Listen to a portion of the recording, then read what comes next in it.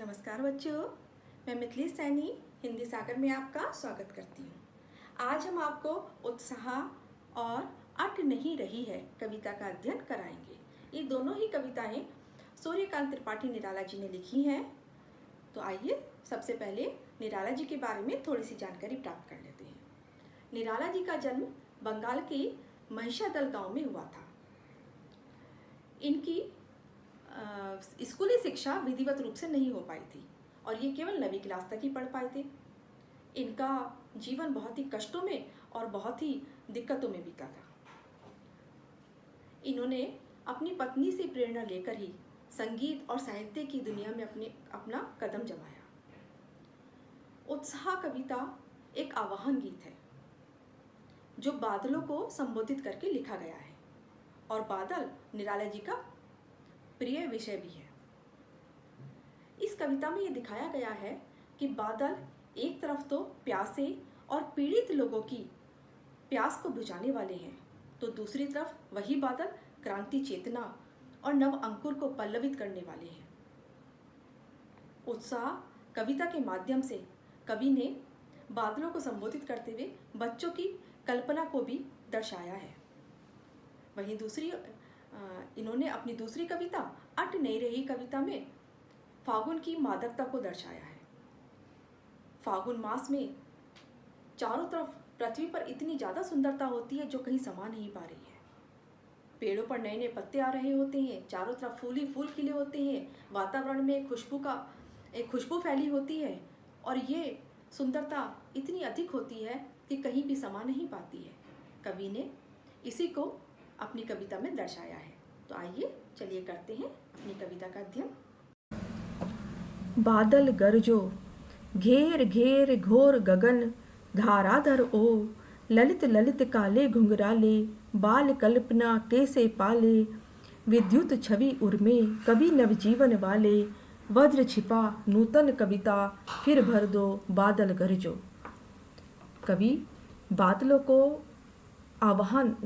का आह्वान करते हुए कहता है कि एक क्रांति दूत की तरह उनका आह्वान कर रहा है और कह रहा है कि बादल गरजो, हे बादल गरजो, घेर घेर घोर गगन, तुम इस पूरे गगन को घोर घोर की आवाज करते हुए घेर लो। धाराधर ओ, धाराधर मतलब धारा को धारण करने वाले अर्थात बादल, हे बादल तुम इस पूरे गगन को घोर घोर की आवाज करते हुए घेर लो।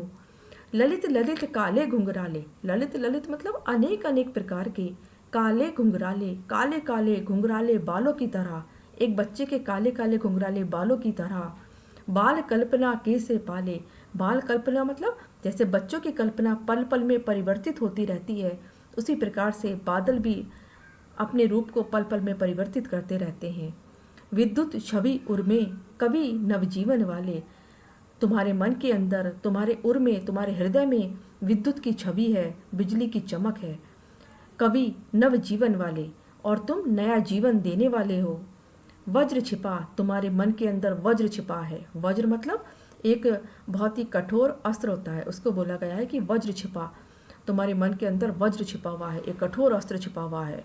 नूतन कविता, नई कविता, जैसे कवि जो है वो एक नई कविता लिख करके क्रांति पैदा कर देता है, लोगों के अंदर जोश उत्पन्न कर देता है, उत्साह उत्पन्न कर देता है, इसी तरह तुम भी हे बादल तुम भी अपने आवाज़ से लोगों के अंदर एक क्रांति पैदा कर दो। हे बादल गरजो, हे बादल गरजो। आइए अब आगे बढ़ते हैं, समझ में आ गई होगी। अब आगे बढ़ते हैं। विकल विकल उन्मन थे उन्मन, विकल विकल उन्मन थे उन्मन, विश्व के निधाग के सकल जन, आए अज्ञात दिशा से अनंत के घन, तप्त धरा जल से फिर शीतल कर दो बादल गरजो। देखिए, विकल विकल उन्मन थे उन्मन, विकल विकल मतलब परेशान परेशान, उन्मन उन्मन व्याकुल व्याकुल, परेशान और व्याकुल थे। विश्व के निधाग के सकल जन, इस विश्व के जो सारे जन थे वो निधाग मतलब भीषण गर्मी से, इस विश्व के सारे जो लोग थे वो भीषण गर्मी से परेशान थे, व्याकुल थे। आए अज्ञात दिशा से, और ऐसे में अज्ञात दिशा से, अज्ञात मतलब जिस दिशा का कोई पता ही ना हो, ऐसी दिशा से तुम आए। अनंत के घन, अनंत मतलब जिसको गिना ना जा सके, ऐसे बादल तुम जिसको गिना ना जा सके, ऐसे बादल तुम आ गए हो अज्ञात दिशा से। तप्त धरा, इस तपती हुई धरा को, इस तपती हुई धरती को जल से फिर शीतल कर दो। अपना जल बरसा करके इस तपती हुई धरती को शीतल कर दो, हे बादल गरजो। समझ आ गई होगी। चलिए अब पढ़ते हैं अगली कविता। अगली कविता है अट नहीं रही है। अट मतलब समा नहीं पा रही है। ये कविता जो है वो फागुन मास के ऊपर लिखी गई है। फागुन मास हिंदी महीने के अनुसार इस मास में बसंत ऋतु का आगमन हो जाता है, और जब बसंत ऋतु का आगमन हो जाता है तो इस मास में इसकी सुंदरता इतनी अधिक बढ़ जाती है कि वो कहीं भी समा नहीं पा रही होती है। तो उसी के ऊपर ये कविता लिखी गई है। चलिए पढ़ते। अट नहीं रही है आभा फागुन की, सट नहीं रही है, अट नहीं रही है आभा फागुन की, तन सट नहीं रही है।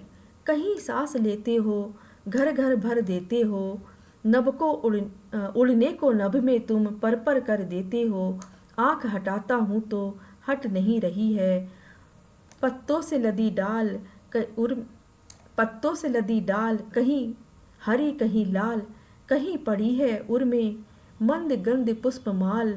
पाट पाट शोभा श्री, पट नहीं रही है, अट नहीं रही है, अट नहीं रही है। देखिए इसमें कवि कह रहा है कि अट नहीं रही है, यानी कि समा नहीं पा रही है। फागुन की सुंदरता इतनी अधिक है कि वो कहीं भी समा नहीं पा रही है। क्यों नहीं समा पा रही है? क्योंकि चारों तरफ जो है खुशबू ही खुशबू है। नए नए फूल खिल रहे हैं, पेड़ों पे नए नए पत्ते आ रहे हैं, उनकी भीनी भीनी गंध चारों तरफ फैली पड़ी है। तो ऐसे में फागुन मास जो है वो अत्यधिक सुंदर लग रहा है, बहुत अच्छा लग रहा है, मन को लुभाने वाला है। तो उसी मास का वर्णन करते हुए कवि कह रहा है कि अट नहीं रही है, ये सुंदरता फागुन की समा नहीं पा रही है। आभा मतलब चमक, फागुन की तन, और जो फागुन मास की जो चमक है वो उसके तन में समा नहीं पा रही है। कहीं सांस लेते हो, घर घर भर देते हो। हे फागुन मास, तुम जहाँ कहीं भी सांस लेते हो, घर घर भर देते हो। तुम्हारी सांस से पूरा घर भर जाता है। यानी कि फागुन मास की सांस से, सांस मतलब खुशबू से पूरा घर भर जाता है। उड़ने को नभ में तुम पर कर देते हो, और जब तुम नभ में उड़ते हो तो चारों तरफ अपने पंख फैला देते हो। अर्थात जो पत्ते हैं, जो सूखे हुए पत्ते हैं वो पेड़ों से गिर रहे होते हैं तो वे पंखों की तरह लगते हैं।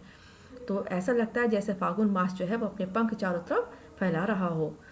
आँख हटाता हूँ तो हट नहीं रही है, और ऐसे में कवि जो है अपनी आँखें अगर वहाँ से हटाना चाहता है तो वो हट नहीं रही है। पत्तों से लदी डाल, कहीं हरी कहीं लाल, कहीं पड़ी है उर में मंद गंध पुष्पमाल। पाट पाट शोभा श्री, पट नहीं रही है।